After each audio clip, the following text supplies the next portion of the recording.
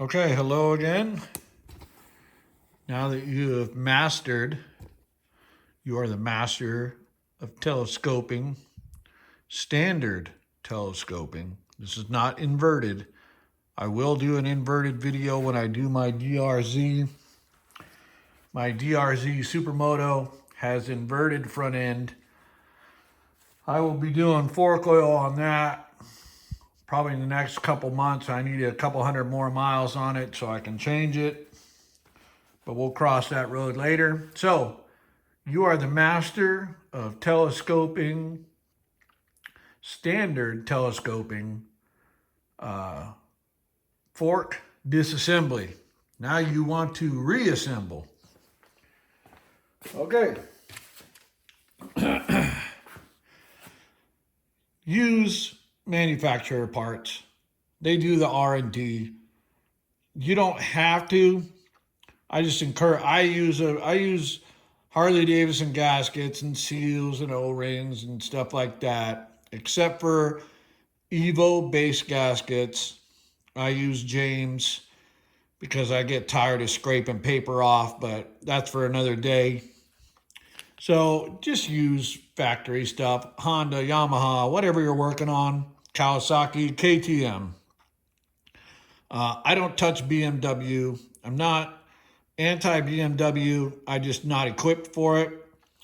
I've worked on one KTM and yeah, I won't touch another one. They're just not for me. So KTMs are very finicky, but sorry, I'm getting off track. I tend to do that. So anyway, factory gasket. This is the fork seal. You can see our little spring there. Okay.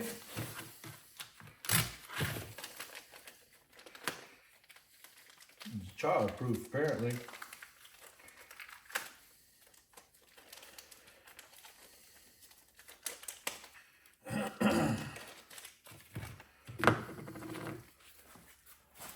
So again, looking for the spring on the shallow side. There is a spring on the underside, but it's deep. It's deep in there, shallow there. So shallow faces upward. So first thing we're gonna do, we're gonna take our rebound rod.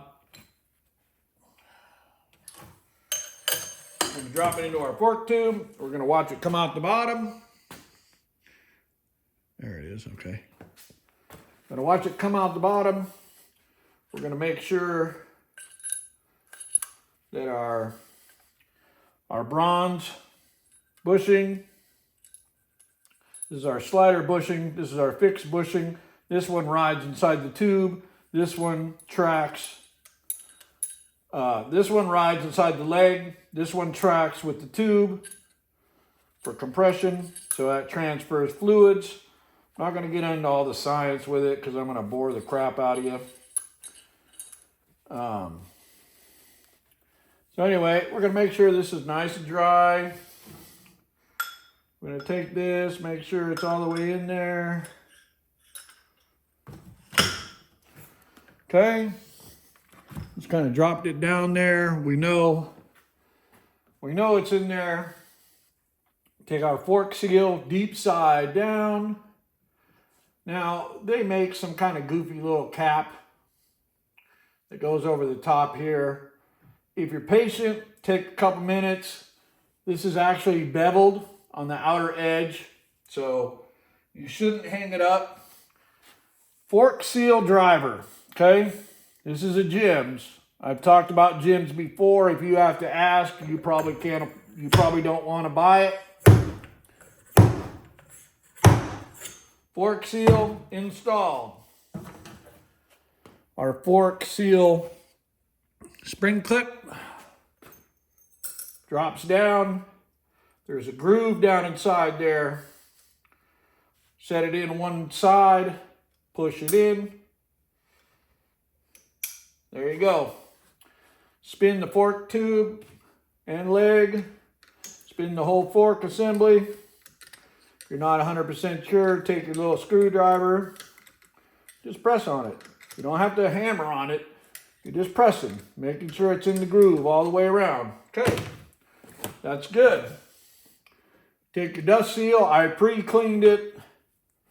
Take your dust seal, press it down with your hand. You can use seal driver, but you don't necessarily have to. Now, if you want to cheat this, go to a hardware store. Take your fork tube with you. Take your fork leg with you. You're going to look a little goofy walking around Home Depot or what's that other one? Oh, shoot, I can't remember. Not Lowe's, not Depot. Home something home, I forget. But for me, it's located in Citrus Heights, California, which is way that way. That way? That's north. So I'm going to go west, southwest. So technically that way. Okay. Anyway, I tend to ramble.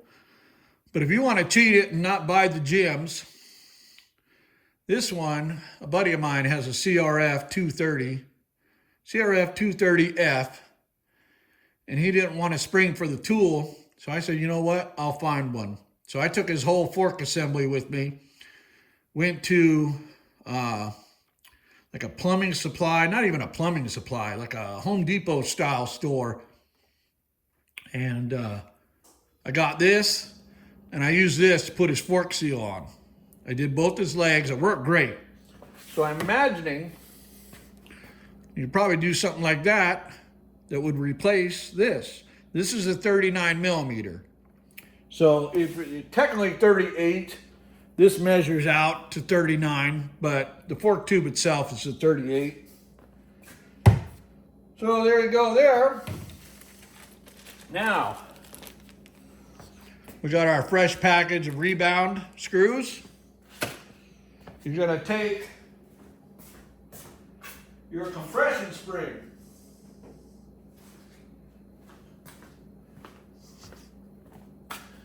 When you put your compression spring in, you've got a wide winding, and then it gets tighter as it goes to the bottom. The tight windings always go in first. The reason being, because if you don't, and I've done this, I've had clients complain that they can hear chatter from the front forks. I did it to my own bike, upside down, which is allegedly upside down. I can't hear nothing. But I can't hear some stuff, but I can hear if your carburetor is out of tune from 2 miles away. If you have a twin cam and your chain tensioner plates are worn out, I can hear that from 5 miles away. So anyway, we're off track again, sorry. So again,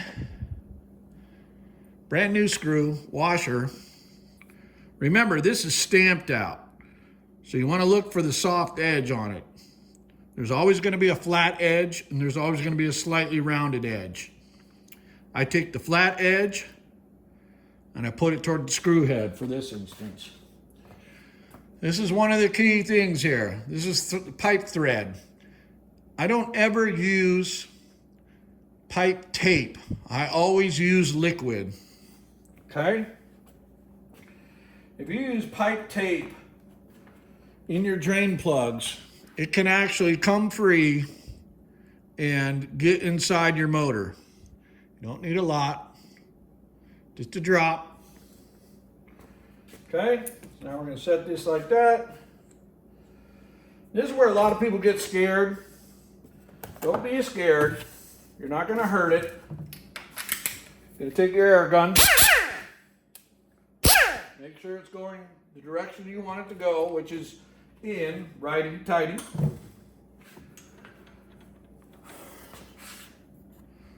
Let me see here. Whoops. May have to readjust. Sorry.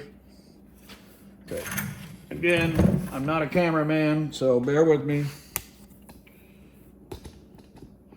Yep, that's all the way up. Okay.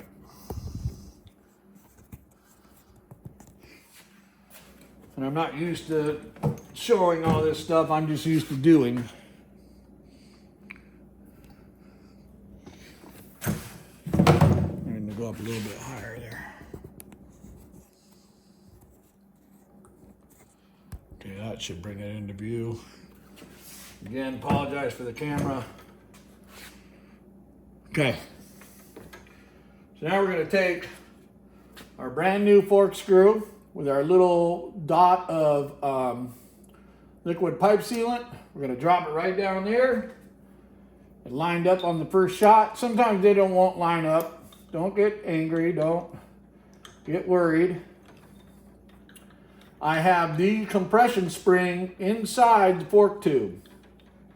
Okay, that's what's keeping the that's what was keeping the rebound rod in place so that we don't fall out. If you don't do that, it's going to fall out. It's going to be as simple as that.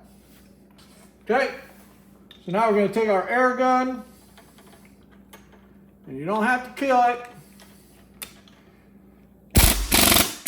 There you go. Done.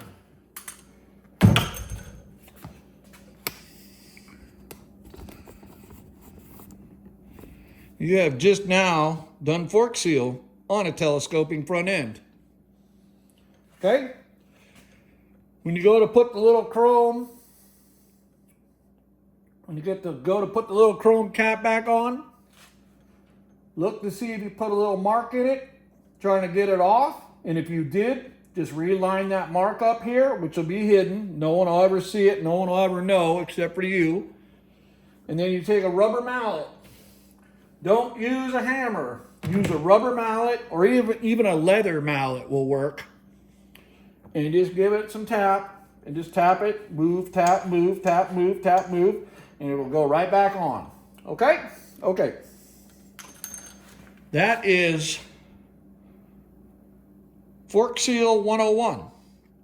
Now, adding fork oil, check your book. They are all different. You will have a dry spec and a wet spec.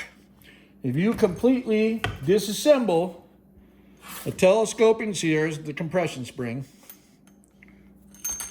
There it goes. There it is. Okay? If you disassemble a telescoping front end completely, change the fork seal, you have now what's called the dry spec. If you just pull this little drain plug, you have what's called the wet spec. So make sure you pay attention to which one you're putting in. But that is Fork Tube 101 today.